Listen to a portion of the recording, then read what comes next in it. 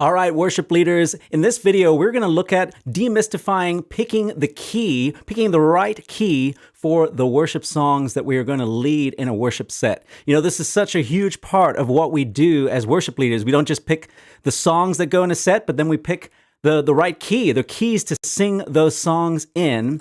And, you know, I think this is critical when it comes to participation and engagement from our congregations. You know, oftentimes we gripe as worship leaders, like, man, why are people not participating? You know, I think a huge part of it is obviously the songs that we do choose to congregationally sing together. But then it comes down to, you know, even if we've chosen good songs, it comes down to the key that we're singing those songs in or asking our congregation to sing in. Are we picking a key that allows for maximum participation? And, you know, I know when I was starting out worship leading, this was a huge question I had, was like, man, what do I do? Do I just choose the original song key or that was recorded in, or maybe a live version of the song? Do I just do that because it's, you know, it's easiest to follow along with? Like, how do I pick the right key for the song? You know, what if we want a female to lead a male-led song and vice versa? What if we want a male to lead typically a song that was recorded by a female, and so on and so on? There was all these questions. So in this video, I'm just going to break down some helpful resources. We're going to share my screen with you in a moment, show you some things that have helped me, and hopefully demystify this a little bit for you. I will say this before we get started. You know, there's not like a complete formula and science to this.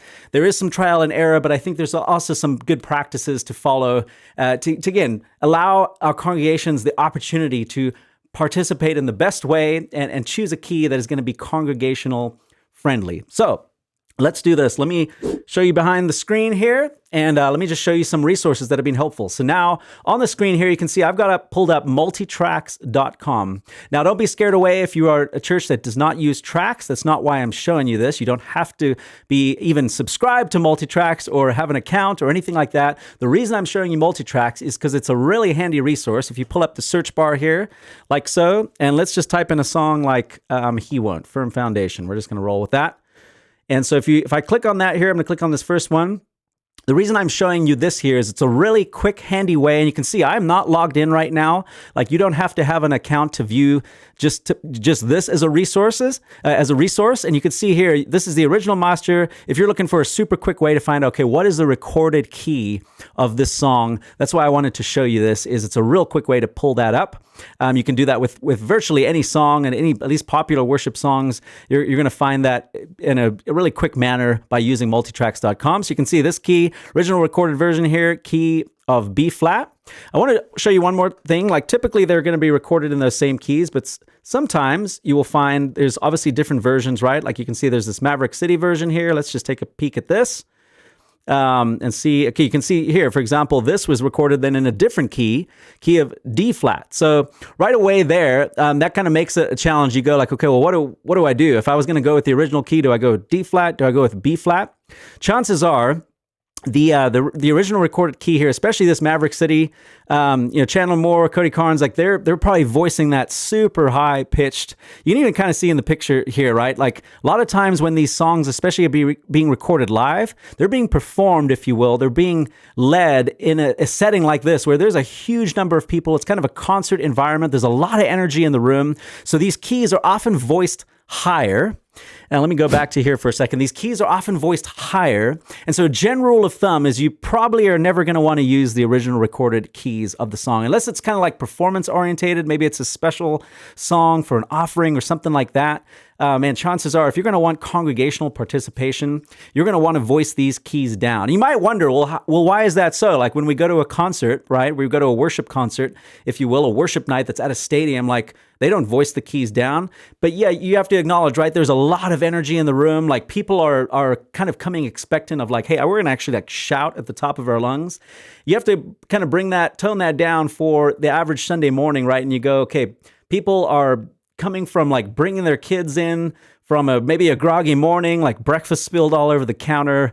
Maybe a husband and wife had a fight on the way in. Like, you have to consider all those things, right? And kind of like bring that energy down. Also, chances are, unless you're doing a service at night, chances are, again, the voice is not going to be as warmed up, and congregations' voices aren't going to be as prepared to sing as they would be for a worship night, like in the evening. So you're going to want to consider those things. And again, general rule of thumb, like you're going to want to voice these keys at least a few steps down from the original recorded keys. So, firm foundation, B flat. Another resource I want to show you here. Let me go back behind the scenes here. This is worshiptogether.com. Now, this is a similar resource. Again, these are great resources, by the way, as well, especially Worship Together for kind of just looking at what are new songs that are coming out. But you'll notice here, if we do the same thing, let's type in He Won't, firm foundation. You'll see this will come up here. Let's click on this, and I'll just show you this here. We'll probably see the same thing here. It'll show you couple, videos and things. These new song cafes are great, by the way, for just kind of hearing a lot of times the story behind the song. Oftentimes the artist will kind of show you how to play the song even. But then you can see here, B flat, original recorded key. So you can see original key. You can kind of switch. You can even do numbers here, which if you don't know what numbers are, I actually have a free resource that I'll explain at the end of the video. So stick with me here. And you can switch out the key. This is, again, super helpful. I am logged in right now, but this is a free account. Or actually, you can see I'm not logged in.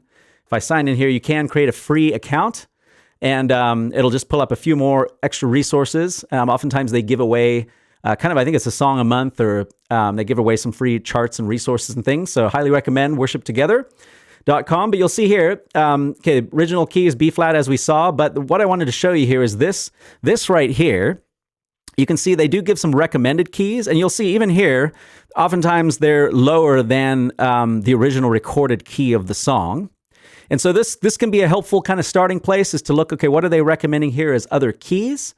Now, next, what I want to show you, we're going to skip right over to this. There's a resource I've been using for a while. I think it's a Southern Baptist thing. I'm not from a Southern Baptist church, but there's this renewingworshipnc.org, which has been a great resource. And you could see this here. I'm going to highlight this for you here. If you note down this link, and I'll actually put a description of this or link of this in the description below as well. But you can see the song keys for maximum participation by this Renewing Worship. This is something that, they don't have every single thing on here, but they do have, most popular worship songs, they've got this handy dandy chart kind of in the middle, and you could even search. So for example, if we go He Won't, see if they have this one. Yep, right here. So they've got Firm Foundation, He Won't. Now, I do want to kind of give a caveat here. So you'll notice here, they've got this column that says ideal keys. E flat, E, and F, and then they've got a favorite, E flat, and they've got key range. What this, you'll notice, that is obviously significantly lower than the recorded keys, right? And kind of the argument that this is based on, there's another article that they've put together. They've even got a free ebook here. It's titled "Finding the Best Keys for Congregation Songs."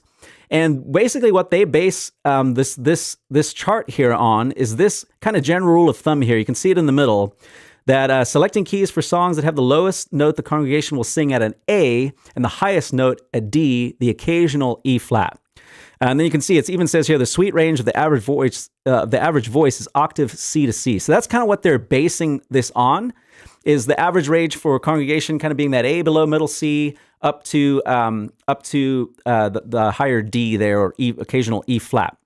So you kind of have to look at what is the melodic range of the song, right? And let me flip back over to this for a second. You have to just acknowledge what is the melodic range of the song? Maybe you don't know notes. I know a lot of worship leaders, we don't read music, on a weekly basis. A lot of times we're going off of chord charts, and we don't necessarily read off lead sheets that would actually have the melody written out for the song. If you are a church that does subscribe to Song Select, the service that comes with CCLI, which is a lot of churches are using for copyright reasons, if you have access to Song Select, if you have a certain tier of that, you can actually look at lead sheets. So you could actually kind of learn, not necessarily reading the melody, but you could kind of learn where does that melody actually fall? And you could visually see it if you're a very visual person. But you could kind of just consider are there some questions to ask would be are there any huge octave jumps in the song, which is a lot of the case now with worship songs, right? We often have these huge octave jumps. So you have to kind of consider that, is that going to be most helpful for a congregation? Sometimes you could even voice the key where maybe you don't do those octave jumps. And I know, the argument there is the song maybe loses some of that dynamic because the octave jumps really lift the song. But again, ask yourself, what is the highest value, right? If the highest value is that we want our congregation to participate and to sing, we need to voice the songs in a way where it's going to allow the congregation to participate in the highest way, right? It's going to allow the congregation to actually add their voice, especially the guys. The guys, if the song gets too high, man, like they're like, okay, yeah, you can hit that as the worship leader, but I ain't even trying, right? And there's kind of a level of embarrassment or maybe a level of shame even there. And so we just have to ask ourselves that question. And I think kind of in the middle of this video, like that's the biggest thing I would say. I know when I started worship leading, I would ask the question, like, what's the key that's going to allow my voice to shine through in this? Or what's the key that's going to allow like me to most comfortably sing the song? And I've just found over time, like, honestly, I think the right question to be asking is not like, what is going to make my voice sound amazing in this? Like that's a self-focused view of worship leading, if you will, right? I think the right question to ask is, man, what is the key that's going to allow the most congregational participation and engagement? And I think if we can get to that and just ask, like, what is going to allow the congregation to participate the most, and we'll select the key that allows us to do that, I think we're going to see a huge level of increase in, again, the voices that are added from our congregation. And that's the whole point of what we're trying to do, right? As worship leaders, we are trying to lead our congregations to lift their voice, the gathered congregation to lift our voices collectively, to sing to the Savior, to worship Him, to adore Him, to pray these prayers, these sung prayers, if you will, in song. And so let's select keys, not have like a self-focused lens in that, but let's select keys that are going to allow the most congregational participation. I do want to give a caveat here though, too, because there is an aspect where obviously each person does have a different vocal range. And I think you do have to consider, like, you want to be able to comfortably deliver the song, right? And so, I'm not suggesting, sometimes, like, I'll be honest, even with this chart here, let me go back to this. I've found, like, if I go to the bottom, kind of the bottom of the barrel key here that they're saying is an ideal key, like, I have found that can get a little low sometimes and it can kind of almost become uncomfortable. And then I know if I'm uncomfortable with leading the song in that key, that hesitation is going to then translate to the congregation, and they're not going to have a strong lead to follow. And so that's something to kind of consider. The other side of this. This is why I was saying at the beginning of the video, like, there's not a hard and fast formula to this. And I know, this resource I mentioned here can make it seem like, okay, there's the formula. It always has to stay in that. You do have to kind of play with this a little bit and use these things as kind of general rules of thumb, if you will. But probably the biggest thing is just, I would recommend, man, 99% of the time not using the original recorded keys. You'll find even as a worship leader, even to try to sing them in those keys, like Phil Wickham, Chris Tomlin, like, man, they record these songs up in the stratosphere. And if you can hit those notes, man, all power to you. But chances are, again, the congregation that you're leading is not going to be able to hit those notes. So would highly recommend just toning that down, at least a few steps, if you will, if not like a whole step or two down from the original recorded keys. Now, a couple of last things I want to show you. Here's another resource, Praise Charts. They have all kinds of charts and things, as well as amazing resources with Praise Charts. But the thing I want to point out, we're going to do the same thing here, is I'm going to search for He Won't, Firm Foundation. And I want to show you this here. They actually have this little tool where visually, if you want to see this, they've got this tool here, your vocal range. And what they've done is they've taken the melody of each song, and if you put in your vocal range, now what's interesting here is you'll note they've got A3 to D5. That, if you remember, was actually the range that was recommended by the Renewing Worship resource. So that's kind of that recommended congregational range, is that you can see there that A below middle C, and then up to this D, this high D, and then remember they said the occasional E flat. So what's interesting here, you'll notice, okay, this is the original song, again, same thing here, B flat, right? You'll notice that the melody for this song falls outside of that range. That's why you've got these red notes. So you can see, these notes here. If the melody's hitting these notes occasionally, you should be okay. But you kind of see this melody rises up to this high G note here, and obviously visually on the piano, you kind of have to know your piano notes. They do give this reference here, which is this middle C. But you can see here, this is what I mean about toning them down at least a few steps. So, like, for example, if we go down to, let's say we led this song in even G. So let's drag this down, G. And let's say that was the range there.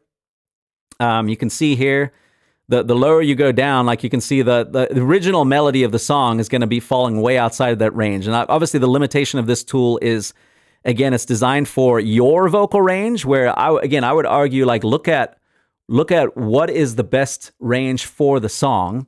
So if you leave this at A and D here, this high D, the nice thing is you'll be able to see, like, how many steps is this melody outside of like the normal, again, kind of this normal general rule of thumb congregational range. And if you're seeing, okay, we're seeing two, there's two notes here that are like significantly, okay, that's out of that range.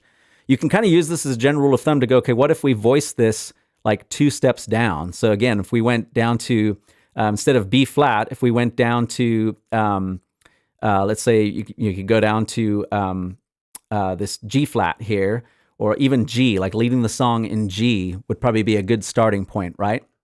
You could experiment with, back to here, you could experiment with going, okay, what if we tried F, see if that's too low? But again, this might be a helpful tool just to visually see how outside of the range that is there, for example.